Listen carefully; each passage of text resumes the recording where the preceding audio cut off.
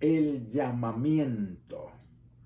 Y a los que predestinó, a estos también llamó, y a los que llamó, a estos también justificó, y a los que justificó, a estos también glorificó. Romanos capítulo 8, 30. Antes de su conversión al cristianismo, Chuck Colson fue un político agresivo que bebía mucho. Se desempeñó como asesor especial del presidente Richard Nixon desde 1969 hasta 1973. Momento en el cual fue acusado de cargos relacionados con el caso Watergate, situación por el que fue condenado y pasó 7 meses en prisión, donde tuvo una experiencia personal con Jesús. Inicialmente, su conversión causó suspicacia entre los medios de comunicación que opinaban que era una especie de mampara para tapar sus intenciones, pero a lo largo de los años esos argumentos se desvanecieron ante la obra que Colson realizó, prueba de su fe y compromiso con el ministerio de nuestro Señor Jesús.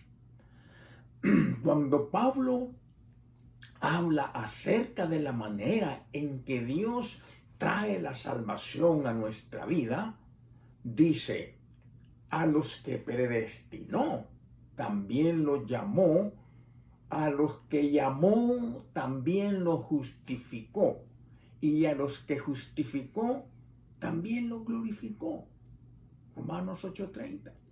Aquí Pablo nos indica un orden definido en el cual nos vienen las bendiciones de la salvación. Está indicando que ese llamamiento es un acto de Dios. Es específicamente un acto de Dios el Padre, porque Él es el que predestina a las personas para ser transformados según la imagen de su Hijo. Romanos 8:29. Aunque hace mucho tiempo, antes de la creación del mundo, Dios nos predestinó para ser sus hijos y para ser transformados conforme a la imagen de su Hijo. Pablo señala el hecho que en el momento de la realización de su propósito en nuestra vida, Dios nos llamó. Aquí, en este contexto, es Dios el Padre el que está claramente a la vista. Luego, Pablo inmediatamente menciona la justificación y la glorificación, mostrando que éstas vienen después del llamamiento. Pablo nos dice que hay un orden definido en el propósito salvador de Dios, aunque no se menciona aquí cada aspecto de nuestra salvación. Otros versículos describen de forma más completa lo que es este llamamiento. Cuando Dios llama a las personas en esta forma poderosa, la llama de las tinieblas a la luz admirable. 1 Pedro 2:9. Lo llama a tener comunión con su Hijo Jesucristo. 1 Corintios 1:9. Y a su reino y a su gloria. 1 Tesalonicenses 2:12. Las personas que Dios ha llamado son llamados a ser de Jesucristo. Romanos 1:6. Han sido llamados a ser santos y han entrado en un reino de paz, Colosenses 3:15, de libertad, de esperanza, nos dice Efesios 1:18, en santidad, en sufrimiento, pacientes y que tengamos vida eterna. Estos versículos nos están indicando que este no es un simple llamamiento humano, desprovisto de poder. Este llamamiento es más bien una especie de convocatoria de parte del Rey del universo y tiene tanto poder que puede obtener la respuesta que está pidiendo en el corazón de las personas.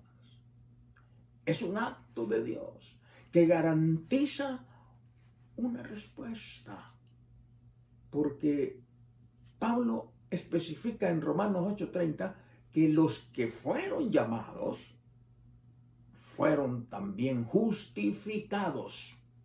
Este llamamiento tiene la capacidad de sacarnos del reino de las tinieblas y llevarnos al reino de Dios, de forma que podemos estar unidos en completa comunión con Él. Fiel en Dios, quien los ha llamado a tener comunión con su Hijo Jesucristo, nuestro Señor. Nos referimos con frecuencia a este acto poderoso de Dios como llamamiento eficaz para distinguirlo de la invitación general del Evangelio, que es para todas las personas y que algunas personas rechazan. Con esto no queremos decir que la proclamación humana del Evangelio no participa en este evento, pero de hecho el llamamiento eficaz de Dios viene por medio de la predicación humana del Evangelio, porque Pablo dice, para esto Dios lo llamó por nuestro Evangelio, a fin de que tengan parte en la gloria de nuestro Señor Jesús. Segunda Tesalonicenses 2:14. Este llamar de Dios al pecador no es una mera invitación, no es un llamamiento opcional para el hombre, el cual puede aceptar o rechazar, sino que es un llamamiento eficaz. Es decir, a los que Dios llama, aceptarán y vendrán a Cristo. Nadie puede resistirse a este poderoso llamamiento divino. Los romanos cristianos fueron llamados y aceptaron. Nosotros, por la gracia de Dios, también hemos sido llamados y aceptado el Evangelio. ¡Qué maravilla! ¡Qué privilegio! Dios mismo tomándose la molestia de llamarnos para ser salvos. Vea usted, el llamamiento eficaz. Por supuesto, hay muchos que oyen el llamamiento general del mensaje del Evangelio y no responden. Pero en muchos casos, el llamamiento del Evangelio se hace tan eficazmente mediante la obra del Espíritu Santo en el corazón de las personas que éstas responden. Y podemos decir que han recibido un llamamiento eficaz. Podemos definir el llamamiento eficaz de la siguiente manera. El llamamiento eficaz es un acto de Dios, el Padre, por medio de la proclamación humana del Evangelio, en el que convoca a las personas a que acudan a Él de manera tal que responden en fe salvadora. Es importante que no demos la impresión de que las personas serán salvas por el poder de este llamamiento, aparte de una respuesta voluntaria de ellas al Evangelio.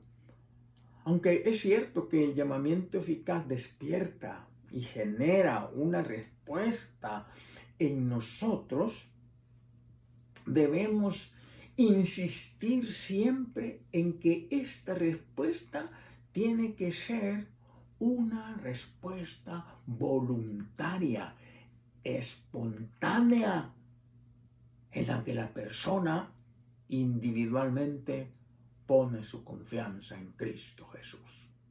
Por eso es tan importante la oración para una evangelización eficaz. A menos que Dios obre en el corazón de las personas para hacer eficaz la proclamación del Evangelio, no habrá una respuesta salvadora genuina. Jesús dijo: nadie puede venir a mí si no lo atrae el Padre que me envió, y yo lo resucitaré en el día final. Juan 6:44. Un ejemplo del llamamiento del Evangelio eficaz lo vemos en la primera visita de Pablo a Filipos. Mientras Lidia escuchaba el mensaje del Evangelio, el Señor le abrió el corazón para que respondiera al mensaje de Pablo. Léalo usted en Hechos capítulo 16, versículo 14. Hay elementos que contribuyen al llamamiento eficaz.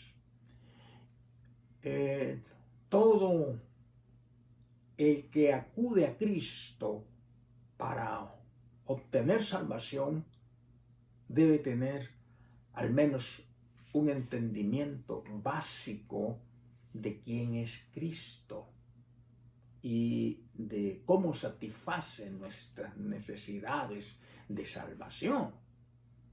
Por tanto, una explicación de los hechos concernientes a la salvación debe incluir al menos lo siguiente. Primero, todos los seres humanos somos pecadores, dice Romanos 3:23. Segundo, la paga por el pecado es la muerte, Romanos 6:23.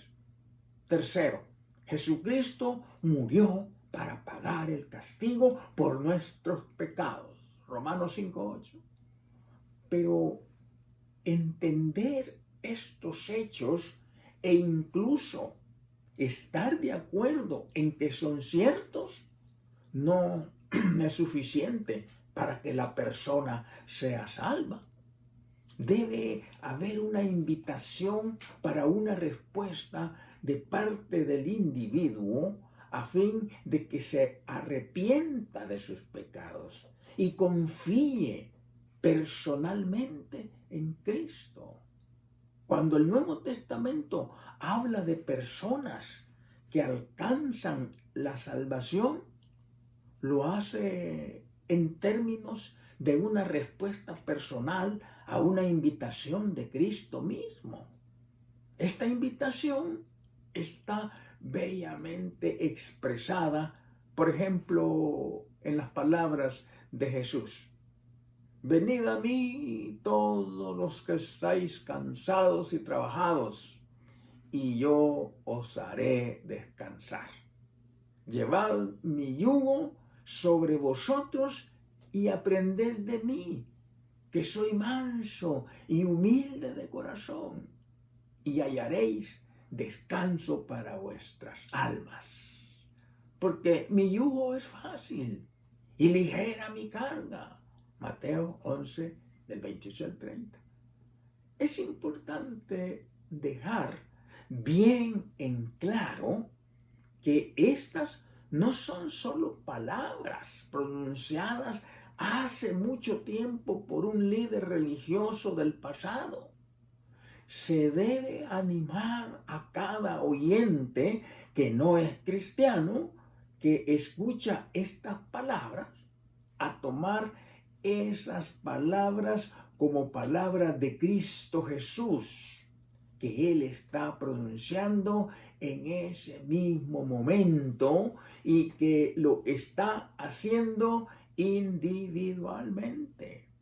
Cristo Jesús es un Salvador que está ahora vivo en el cielo, y cada persona que no es cristiana debiera pensar que Jesús le está hablando y diciéndole: vengan a mí todos ustedes y yo les daré descanso. Esta es una invitación personal genuina que busca una respuesta personal de cada uno que la escucha. Juan también habla acerca de la necesidad de una respuesta personal cuando dice: vino a lo que era suyo, pero los suyos no lo recibieron.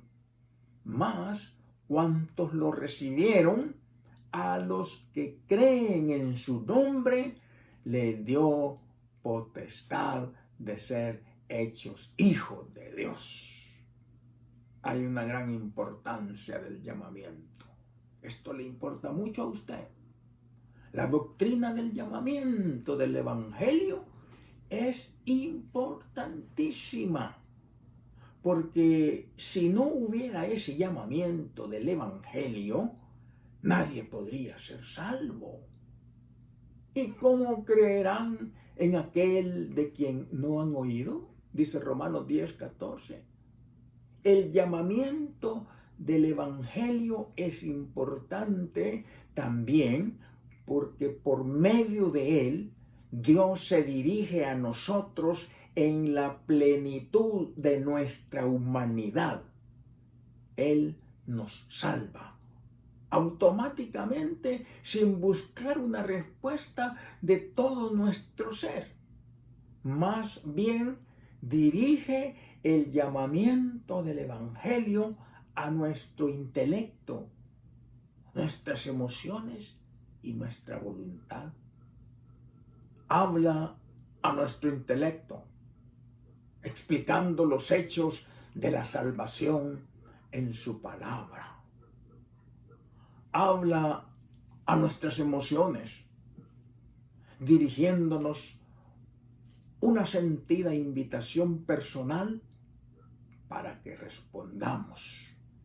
Habla a nuestra voluntad, pidiéndonos que oigamos su invitación y respondamos voluntaria y espontáneamente en arrepentimiento y fe.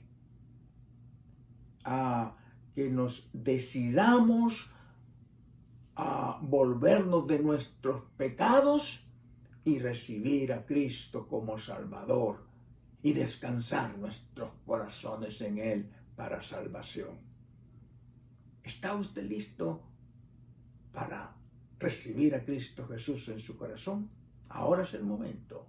Le invitamos para que usted pida que el Señor llegue a usted.